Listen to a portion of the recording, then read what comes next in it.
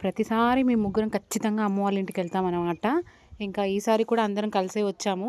కానీ నడుపు చెల్లి మధ్యలోనే వాళ్ళ అత్తగారింటికి వెళ్ళిపోయింది. ఎందుకు వెళ్ళిపోయింది ఏంటి అనేది నెక్స్ట్ వీడియోలో చెప్తాను. మా లూనగాడైతే ఇంకా వీడియో అనగానే వచ్చేస్తాడనమాట. సో పండగకు ఉంటలేదు అని చెప్పేసి ఒక బాధ అనమాట. అందరం ఒక దగ్గర ఉంటే అది పండగలా అనిపిస్తుంది.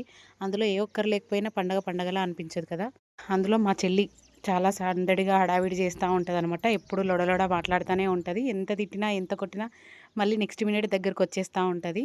సో, తన ప్రేమ అట్లుంటది. ఎంతైనా అందరూ ఒక దగ్గర ఉంటే ఆ ఫీల్ వేరుంటది గదా. సో, తిను ఈసారి ఉండట్లేదని ఒక చిన్న బాధ. చిన్న బాధ ఏం కాదు, పెద్ద బాధే. చాలా మిస్ అవుతామనమాట.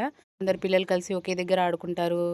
ఇంకా మా పాప ఒక్కతే అయిపోతది. అలాగే చెల్లి పిల్లలు కూడా ఇంకా అక్కడ వెళ్ళాలని లేకున్నా సిచ్యువేషన్స్ అలా వచ్చాయనమాట. సో, ఇంక తనని సాగనంపుతున్నాము.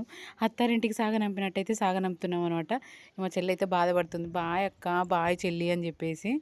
పాపం తనకి వెళ్ళాలని లేకున్నా ఏం చేస్తాం? తప్పదు కొన్ని కొన్ని సిచ్యువేషన్‌లో. ఎందుకెళ్ళింది ఏంటి అనేది నెక్స్ట్ వీడియోలో చూపిస్తాను. అండ్ ఇది మా ఫ్యామిలీ మెంబర్స్ అనమాట.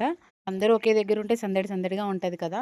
ఇంతకీ ఈ సంక్రాంతి పండుగ ఎలా జరుపుకున్నారు? ముక్క చుక్క బానే అంటే మా చెల్లి లేదు కదా. సో, కొంచెం జరుపుకోలేదనమాట. తనుంటే ఇంకా హ్యాపీగా ఉండేది. ఫైనల్‌గా హ్యాపీగానే జరుపుకున్నాము. సో, మనిషి ఇక్కడ, మనసు అక్కడ అని ఉంటారు కదా. అలా అనమాట. మేము మనుషులం ఇక్కడున్నాం గానీ, మా మనసంతా దాని దగ్గరే ఉందనమాట.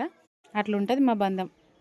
కామెంట్ సెక్షన్‌లో కామెంట్ చేశారు గదా! మా చెల్లి నీలాగానే ఉందని. అవునక్క, మా చెల్లెలు నాలాగానే ఉంటారు. మేము ముగ్గురం సేమ్‌గానే ఉంటాము.